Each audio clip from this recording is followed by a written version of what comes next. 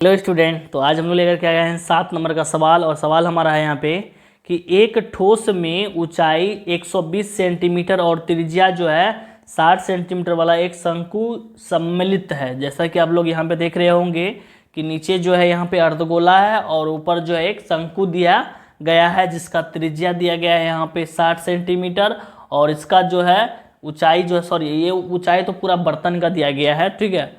आपको ये बता दें कि इसकी जो ऊंचाई दिया गया है वो 120 सेंटीमीटर का दिया गया है। और यहाँ पे दिया गया है कि जो 60 सेंटीमीटर त्रिज्या वाले अर्धगोले पर अध्यारोपित है, इस ठोस को पानी से भरे हुए एक लंब वृत्तीय जो है बेलन में इस प्रकार सीधा डाल दिया जाता है कि यह बेलन की तली को स्पर्श करता है। यदि बेलन के इस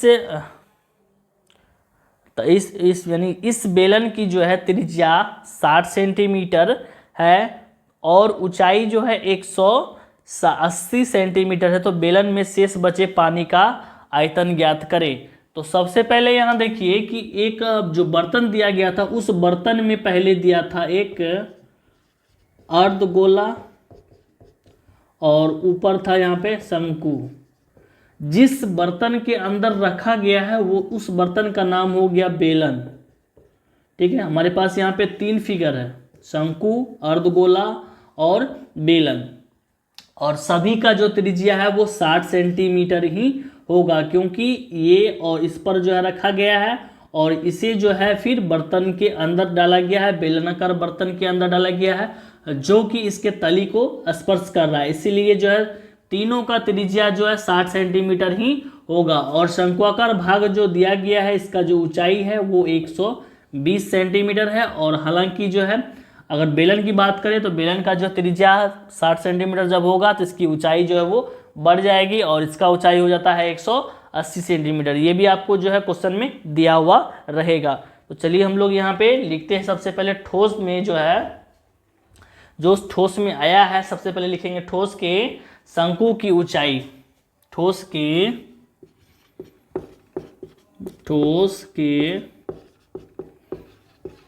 शंकु की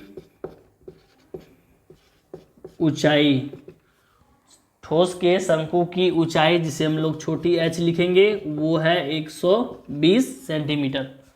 ठोस के शंकु की त्रिज्या जो है r बराबर वो है 60 सेंटीमीटर। उसके बाद जो है यहाँ पे फिर लिखेंगे यहाँ ठोस के अर्धगोले की त्रिज्या जो है वो r बराबर भी हो जाएगा 60 सेंटीमीटर। उसके बाद लिखेंगे बड़े बेलन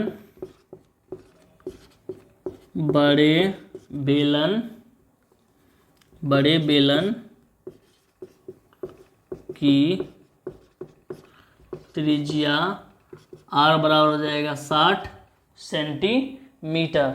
उसके बाद लिखेंगे यहाँ पे इसका ऊंचाई बड़ी h बराबर लिखेंगे 180 सेंटीमीटर। अब यहाँ पे लिखेंगे कि इस बर्तन में जो बचा है शेष पानी का आयतन उसका हम लोग निकालेंगे। तो सबसे पहले यहाँ लिखते हैं, इसलिए शेष से बचे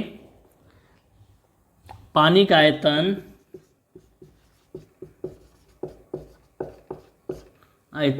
बराबर लिखेंगे बड़े बेलन का आयतन, बड़े बेलन का आयतन माइनस करना होगा हम लोग को ठोस का आयतन। तो ठोस में हम बता दें आपको कि ठोस में जो है यहाँ पे अंदर का जो ठोस दिया गया था उसमें 2 फिगर है और अर्धगोला शंकु दोनों रहेगा। इस ठोस के अंतर्गत जो है अर्धगोला और शंकु दोनों का आयतन का सूत्र बैठाएंगे। ठोस का आयतन, और यहाँ पे देखिए बेलन का आयतन जो सूत्र होता है वो होगा पाई आर स्क्वायर बड़ी एच माइनस, और ठोस का आयतन में आपको हम बताए थे कि अर्धगोला और शंकु दोनों का आएगा, तो इसका सूत्र होगा 2/3 पाई आर क्यू। उसके बाद प्लस लिखेंगे, फिर शंकु का आयतन होता है 1/3 पाई आर स्क्वायर एच। अब यहाँ पे हम लोग जो है सबसे पहले कॉमन लेना होगा। तो कॉमन जब हम लोग लेते हैं यहाँ पे, तो देखते हैं जो इसमें क्या सब आता है। तो तीनों में यहाँ पे देखिए पाई आर जो है कॉमन आ रहा है, तो पाई आर नहीं आर स्क्वायर आ रहा है कॉमन। तो जब हम लोग पाई आर स्क्वायर जब कॉमन लेंगे तो यहाँ पे बच जाएगा बड़ी एच, फिर माइनस बच जाएगा, फिर छोटी कोष्ठ में 2/3 बच जाएगा। यहाँ पे आर 3 गो था, 2 गो लिए हैं तो 1 गो आर हमारा बच गया यहाँ पे। फिर प्लस 1/3 बचेगा, और फिर यहाँ पे बचेगा एच, छोटी एच। ठीक है, ब्रैकेट बंद, फिर ये भी ब्रैकेट बंद हो जाएगा। इसके बाद हम लोग जो है यहाँ पे बारी बारी से सबका मान बैठाएंगे। तो पाई का मान हम लोग बैठाएंगे 22/7 गुना, और त्रिज्या जो हम लोग बैठाएंगे 60 गुना 60, फिर यहाँ पे बड़ी कोष्ठ में, और उसके बाद बड़ी एच का मान हम लोग बैठाएंगे 180 माइनस, फिर बैठाएंगे 2/3, आर का मान बैठाएंगे 60 प्लस 1/3 गुना ऊंचाई जो था यहाँ पे 120 था, वो 120 यहाँ पे बैठाएंगे। ठीक है, ब्रैकेट बंद हो गया। 3 से गुना करेंगे, काटेंगे सॉरी तो यहाँ पे 20 होगा, फिर ये 3 से कटेगा तो यहाँ पे आएगा 40। ठीक है, तो चलिए अब हम लोग जो है इसको हल करते हैं। यहाँ पे इसका आगे क्या आता है, तो सबसे पहले यहाँ पे 22/7 जो है वो लिखा जाएगा, गुना 60 को जब गुना करेंगे तो यहाँ पे आ जाएगा 3600, फिर बड़ी कोष्ठ 180 आएगा, 180 को लिखेंगे, फिर माइनस देंगे, और यहाँ पे देखेंगे छोटी कोष्ठ में हमारा मान क्या निकलता है। 2 से 20 को गुना करेंगे 40 होगा, प्लस हो जाएगा, फिर 1 को 40 से गुना करेंगे 40 होगा। कहने का मतलब 40 जोड़ 40 लिखेंगे। अब यहाँ पे फिर होगा 22/7 गुना हो जाएगा 3600, फिर यहाँ पे बड़ी कोष्ठ 180 माइनस, दोनों को जोड़ देंगे तो हो जाएगा 80। ठीक है, 40 को जब जोड़ेंगे तो 80 हो जाएगा, और माइनस करेंगे अब इसमें 180 में, तो 22/7 गुना हो जाएगा 3600 गुना, तो यहाँ पे आएगा 100। अब जो यहाँ पे कटेगा तो नहीं, जब कटेगा नहीं तो अब क्या करेंगे, यहाँ पे गुना करेंगे। तो सभी संख्या को जब गुना करेंगे तो यहाँ पे आएगा 792 और 0 हो गया, 2 2 4 को 0 बैठाएंगे यहाँ पे, अब बट्टे में हो जाएगा 7, और इसको फिर क्या करना होगा, डिवाइड करना होगा। जब डिवाइड करेंगे तो इसका आ जाएगा 1131,428, फिर पॉइंट में आएगा 57 सेंटीमीटर क्यूब। देखिए ये जो आंसर है कुछ लंबा आ गया है, और यहाँ पे सेंटीमीटर क्यूब में आ रहा है, तो इसमें क्या करेंगे, इसको मीटर क्यूब बनाएंगे। तो मीटर क्यूब बनाने के लिए ये जो संख्या दिया गया पहले इसको लिखेंगे,